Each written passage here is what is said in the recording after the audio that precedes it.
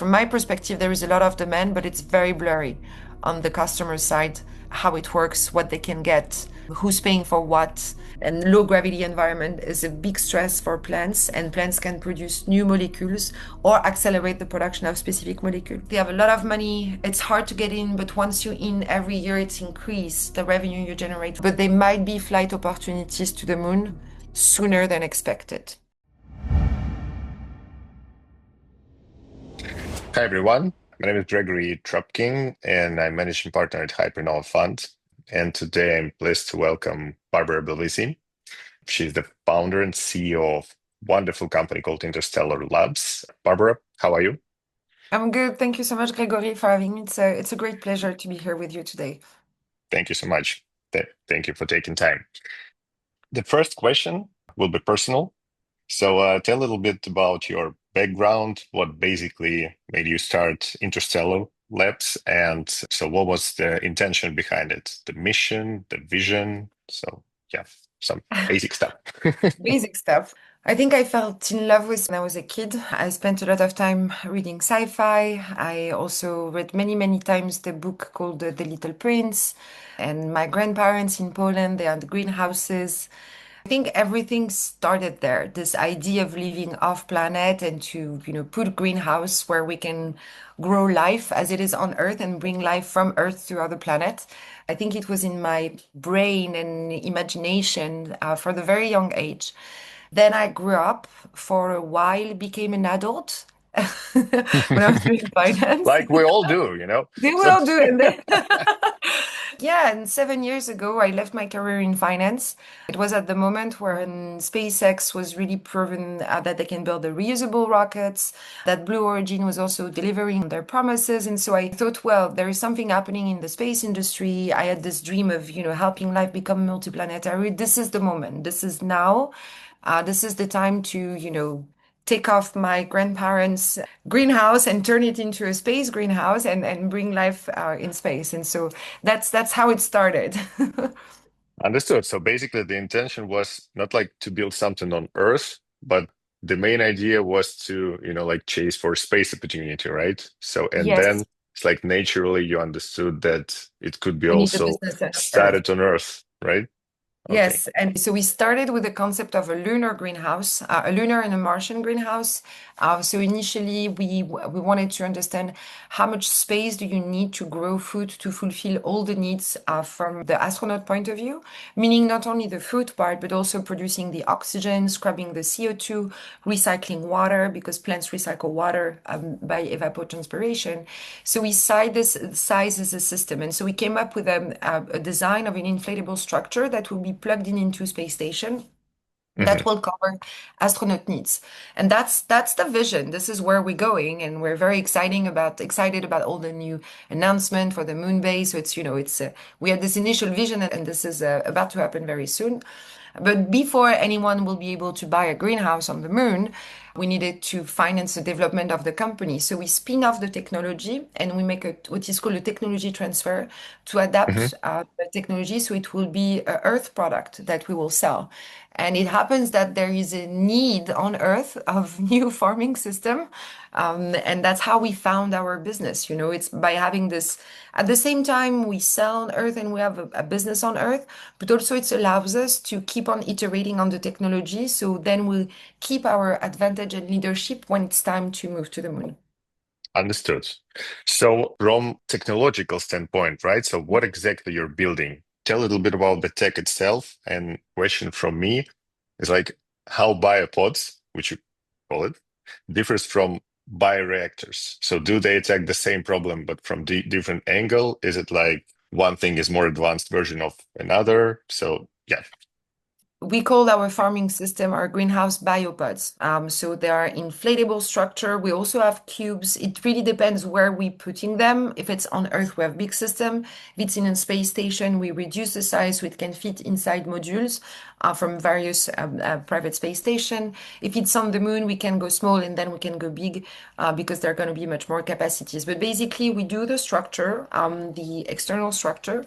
We plugged in with the life support system. So we have our own life support system system. We have computers on board our farming system that recreate the condition. So it's a smart machine that adapt the condition real time, the temperature, the humidity, the atmospheric condition, and the humidity, the lighting, the spectrum of light, and the watering system with the nutrient solution. It's really designed to be like a house for plants, very optimized and super autonomous because we don't want astronauts to spend too much time or farmers spend too much time trying to configure the machine. The machine just does it by itself. Biopods, we love bioreactors. We have a lot of friends in the bioreactor world, What's and the they do both. difference? Can you tell a little Yeah. bit? So, Yeah, well, the bioreactor is they're used to grow yeast or mostly, or you can grow some superfood and some specific plants. In our case, we are growing plants that cannot be grown in bioreactors. On Earth, we do the high value crops that are used for cosmetic purposes, for perfume purposes, from nutraceutical, and those are plants that you cannot grow in a bioreactor. So bioreactor can replace some ingredients that are coming from plants, but there are some ingredients that they cannot replace. The two solutions are needed for the future of human exploration, but also on Earth for the supply chain of specific ingredients. For instance, on Earth, our main customer is L'Oréal, and L'Oréal has both strategy. They're working with us on some specific plants, like flowers. I cannot name all of them, but like I cannot name them. mhm. Okay. Because we're So in the don't. NDA. There are Okay, some okay. plants that I can name. There is a one plant called Centella that is growing in Madagascar. It's a plant that they use for skincare, anti-aging purposes. The plant develops specific molecule as a reaction to environmental conditions. So we will play with the cold, the light, the humidity, and the plant will accelerate the production of this molecule. You cannot reproduce that in a bioreactor because Mhm. it's super hard to understand how the plant is doing it, and it's much better to boost the environmental condition. It makes more sense economically speaking than to try to understand how to grow this molecule on the yeast on a specific synthetic composition. Um, Understood. so, Okay. so Mhm. they do both. And there are some stuff where we're like, well, it makes more sense for you guys to do it, and some it makes more sense for us to do it. Understood. Okay, cool. Now it's much more clear. Thank you. So, considering your background in AI, which you have, so Yep. I wanted to ask, like, how exactly Biopod works in terms of, like collecting data, how plants actually tell what they need, how do you collect this data, how to transfer it into knowledge, which you can, Database, and then apply. yes, our system has been changing over time, but we keep the same principle when it comes to data collection. So we have a bunch of sensors, CO2 sensors, humidity sensor, temperature, atmospheric pressure, light, spectrum of light, and of course cameras. We record all of that all the time.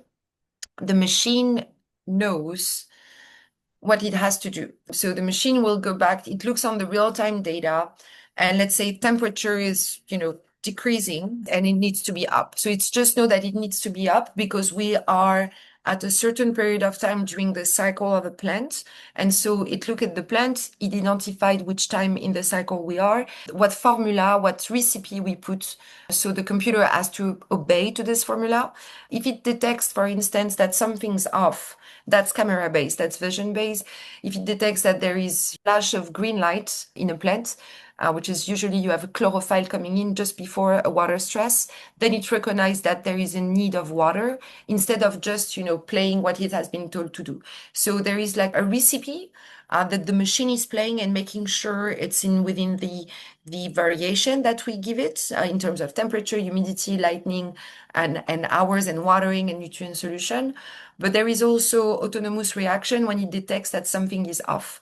And then it will adapt and not change the code, but just, activate or deactivate a machine based on a specific problem that the machine identified itself. In our case, what we see is the log. Of course, we have all the data, but what we see is the alert. So whatever it's noticing something that is off path, we receive an alert, and then we just leave the machine and it's adjusting by itself. When it's not adjusting by itself, this is when we need to write another line of code and to look at what was going on. And so we've been doing that for 2 years and a half now. We're getting much better at having a fully autonomous system.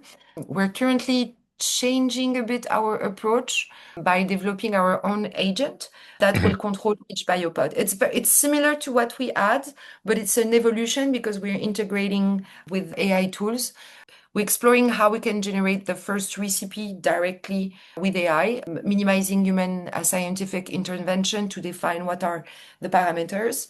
It's okay, it's not perfect yet. So we still need Well, humans. that's a process. That's always a Yes, process. exactly. But it's moving very fast. It's moving very, very fast. And we changed a lot our product development, to be honest, over the past 6 months. Got it. Got it. Will you agree with the following statement? You make like very precise environment in your biopods, right, to grow this specific Yeah. types of plants. Will it be easier to replicate, let's say, environment to grow crops in space? Will this process be more complicated or less complicated than to create an environment for those plants which you're already growing? It seems to me that growing all these crops, it's like regular one which astronauts Yeah. will need, let's say, Yeah. seems like it will be easier to create this environment for them to grow than what you already do here on Earth. I mean, like those specific flowers you grow in for these It will companies be, like I see. L'Oreal. Yes. So, Yeah. So yeah. for exactly the flowers and the plants that we're growing for L'Oreal and Robertet, DSM and all those ingredients company, they are more complicated to grow than food crops. So they require more complex rooting system and all of that. And in space, we'll grow crops that are a little bit easier, but we'll see. It depends on the Mhm. diet and different things. But what it's allowing us is to actually design good rooting system and to be adaptable to different plants, which you don't know if you don't work on Earth on complex plants. If you only work on leafy greens and plants that are easy to grow, you never ask yourself the question on like, how are we gonna keep the roots having access to oxygen and how do we structure it. So because we go deep into the plant physiology and to build the best habitat for it, then it's very useful when it comes to space because we have a Mhm. different approach in designing and optimizing the design of the plant habitats. In space, what's going to be harder is to maintain the environmental condition and to make sure the system is very reactive. And for that, you need to build the intelligence. What you don't want to end up with is a greenhouse on the moon that requires human to, make sure everything is working, the life support system is working.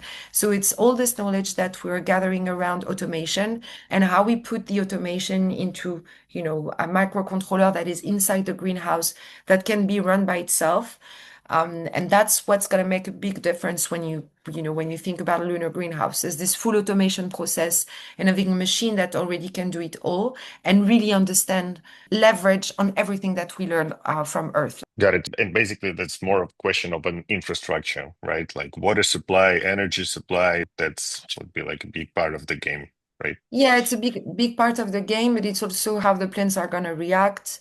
It's different from the human section. It's more humid, it's hotter. The issue will be with the sensors as well that you put with so much humidity in the system, how they react over time. So there is a lot of like hardware design combined with automation. The automation part is very intricate with the design of the hardware.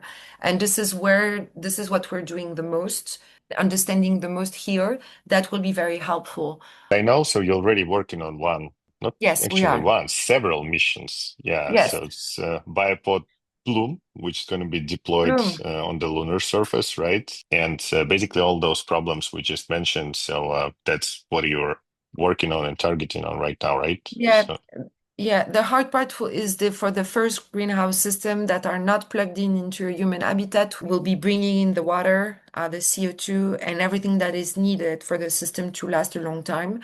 Plus, on the moon, it gets really, really cold. So probably the first mission are only going to be during daytime.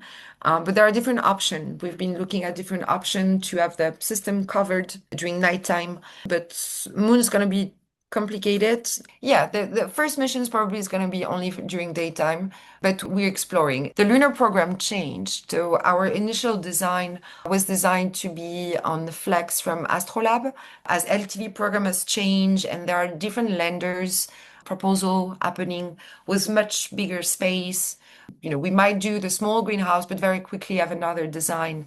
that can fit into a much larger lander system. So not everything has been finalized and decided yet. Mhm. The first step for us will still be low Earth orbit, Mhm. as we're flying with VAST in 27 and Bourdhaven 1. So that will be the first step.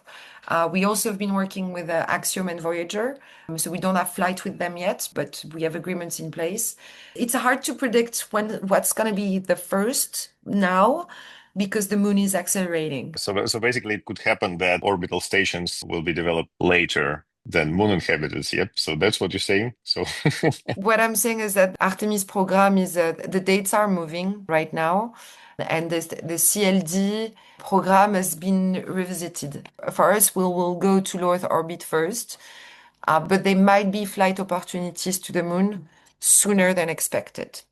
Voilà. yeah, So which is not typical, right? So when yeah. timelines go in left with space, so It always happens. Yeah, like everybody's going towards one direction, and then there is a change of direction. There is, a new administration and a new vision, and private companies moving in towards another goal. And there is this, AI also has, really changed the game. The SpaceX is an AI company now. So, absolutely, yeah. so, So so it's and that happened in a very short period of time. It is already happening faster than what everybody was expecting. So, kind of a top priority now. Yeah, like yeah, everyone is yeah, calling it like ultimate high ground. So yeah. yes, exactly. Yeah. You need to be there before your competitors. Okay, got it. So those companies you mentioned, like Voyager, Axiom, Vast, Astrolab. So from technological standpoint, do they need like approximately the same from you, or you need to We need make to like a lot of adapt. adjustment for, like each one of them? So Good question. So for Low Orbit, we did a standard system, a single mid-deck locker, uh, super standardized, and it can be plugged in into any vehicle. We wanted something that would be easy to deploy, and no matter the company we work with, we could integrate. We can do bigger ones as well. So we had another design that we submitted to NASA that is a much bigger system. It's basically 9 double mid-deck lockers in an entire wall to grow plants and to conduct different experiments. But this is very similar to the single mid-deck locker. So this one, there's not that much adaptation. The one for the moon is very different because when we are on the station, we plugged in into the station life support system. So we can leverage the environmental condition that are provided by the space station, by the modules. When we go on the moon with a company like Astrolab, the system is by itself. So we need to integrate a life support system for the plants and to make sure the system is better thermal insulation. Compared to when we're in a station, we're just leveraging the station. So we're putting a payload inside. On the moon, it's a payload that is independent by itself. Yeah, it's a new product. It's another product. okay. There are complementarities, but I would say it's another product in terms of the shell, the structure, and maintaining the environment. Some similarities will be in maintaining the system that we will use for the watering system, the dehumidification system, the lighting system. Of course, the operator, the agent that will just make sure the plant is alive will be the same agent. The cooling and heating system will be different. But from business perspective, companies who you work with on Earth and who you Yeah. work with in space, will it be the same revenue streams? So it's like one-off when you sell it, and then like recurrent revenue when you support them. So will the business model be the same for both So or that's the no? business model we have on Earth. We sell the equipment and then we have recurring services for the maintenance, more research, growing system, access to data and software. So as soon as we sell the machine, then we can generate a lot of recurring revenue over time. And if our customer they're not paying for the services where the machine is not working. So that's a good business model that we have on Earth. In space Very is different. sticky business model. Yeah. Yes. Yeah, Hard to once we're in, replace you we're guys. in. Yes. On the space station, the one that we have currently has been a revenue share model. So meaning we pay for the development of the equipment. We're not paying for the flights, but we share the revenue on the mission. So we find customers and we design a mission. A mission is not only flying, it's like from, initial testing on Earth, getting the system in space, bringing the plant back on Earth, and then doing the analysis. And then from that, it's whether we repeat the mission and we need more data, so we send another plane to space, or then we do gene editing on Earth for Earth application. But still, that has to be proven. We're trying to have the same approach where there is like a recurring and there is more services that we can provide on top of the machine. For the moon, I don't know yet. Ideally, what I want is to sell the equipment to companies that are building the moon base or agencies or countries, and to keep having an operating fee to operate the system. So making sure the software is always up to date, making sure checking the data, what's going on, and operating, having a mission control and operating it from here. That will be the ideal approach, is to replicate the business model we have on Earth on the moon. Okay, understood. Got it. You're working with those luxury fragrance houses here, right? Yes. So do they really care about space? Like, do they plan to grow something in zero gravity environment, or it's like out of their scope? I'm just trying to understand how focused they are on space. Could they be like potential customers for space stations, like through your company, or Yes. it's not the case yet? We already started our conversation, and they're very aware of our space program. What they are excited about is there are two things what excite them. The first one is the discovery of new molecules, or what's the pathway for the plant to produce those molecules. They are investing a lot of money in trying to differentiate themselves from other company by finding rare ingredients, because the rarest it is, the more money they make. This is what's justify, the cost of a very expensive cream or a very expensive food, or is because there is this unique ingredients that is very hard to get.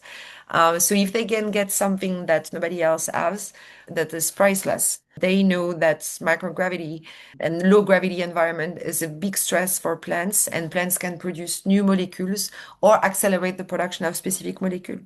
And so that's very interesting for them. So, and that we know they want to do. The second part will be more towards how they can position themselves in this human endeavor. Because many of those companies have been around for many, many years.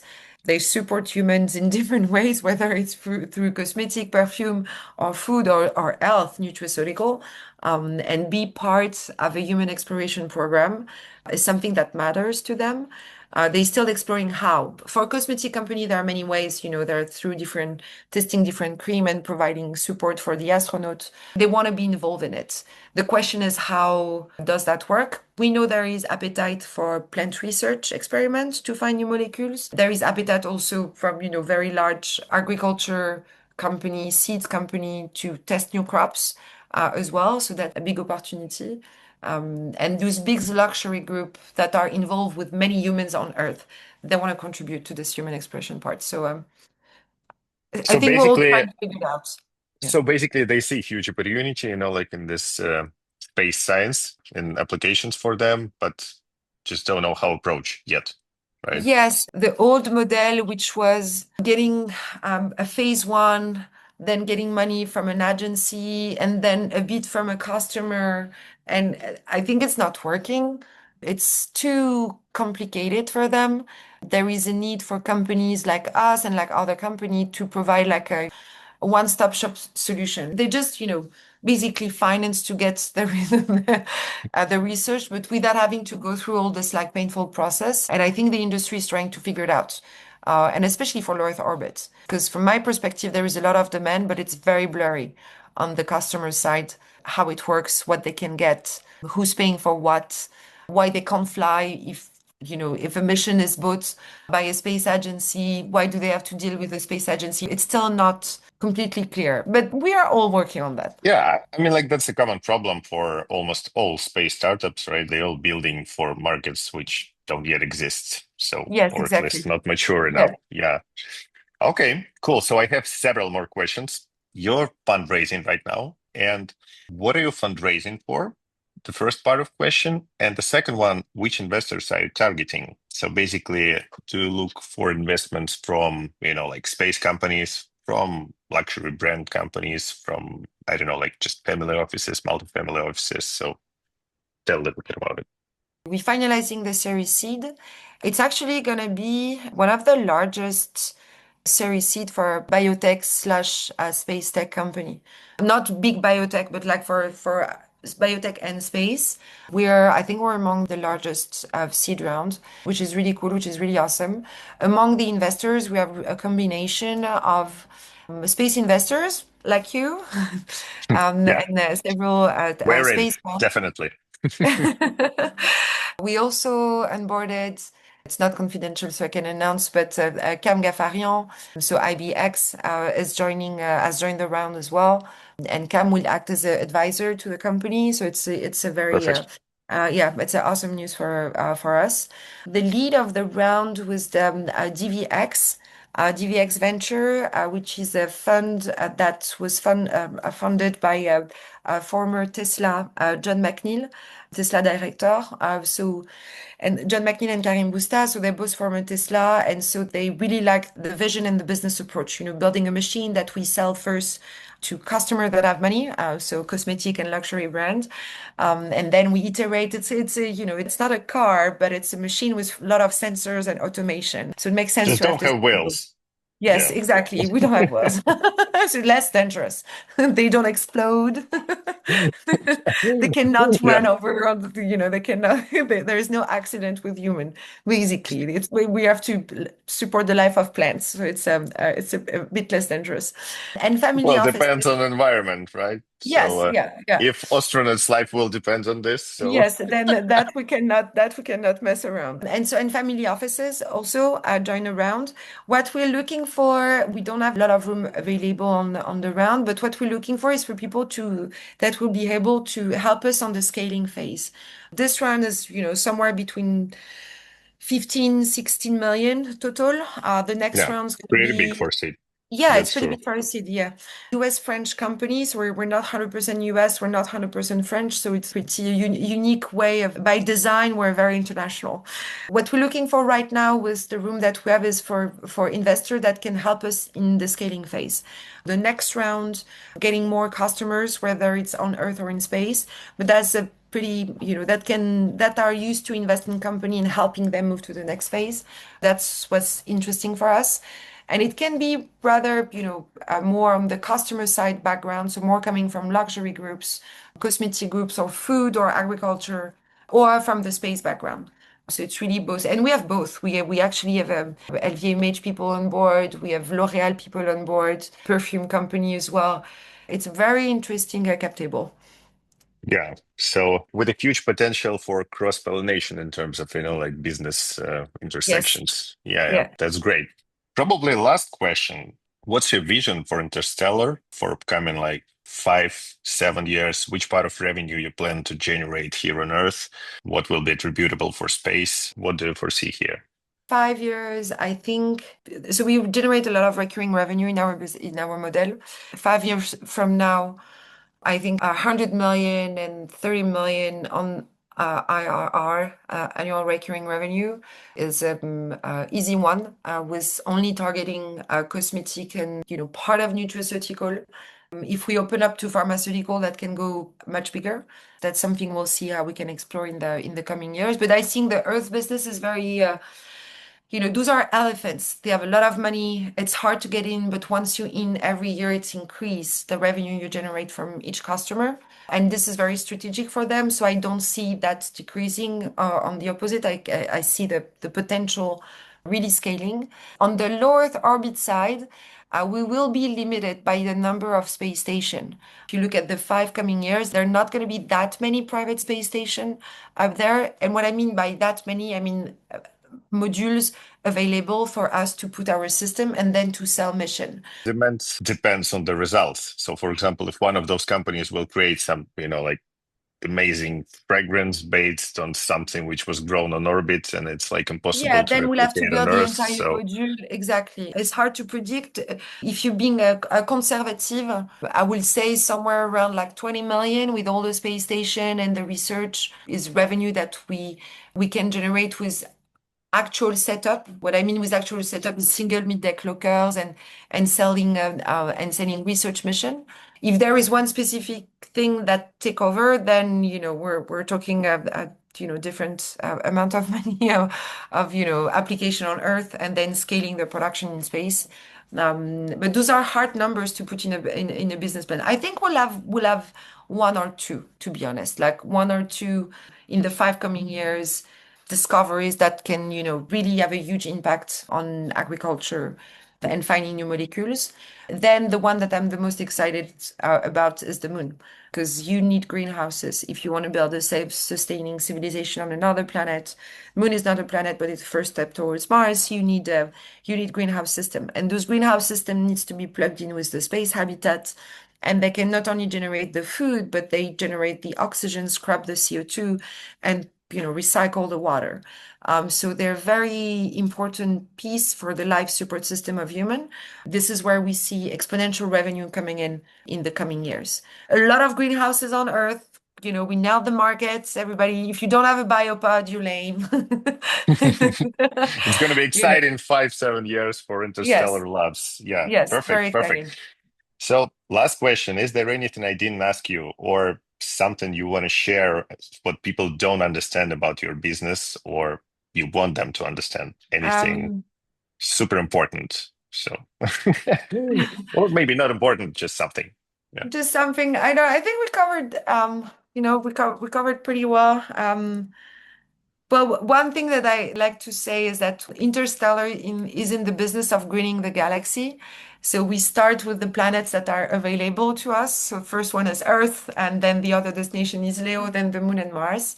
It's a big mission, and I think it's important to have companies that are working towards human exploration, but that make the link with life science and research, not only machine, AI. We're bringing a bit of life and Earth with us in this space journey. And it's not key for the business of Interstellar, but this is what we do. And so I think it's important to remind people of that. Got it. Barbara, thanks for this fruitful and filled with a lot of science conversation. Thank you so much. And I wish you and Interstellar like all the best. And hopefully we'll see you IPO'd somewhere at like 2030. So like even bigger than SpaceX, you Yeah. know? Thank you so much, Grigory. Thank you. Thank you so much. Bye bye.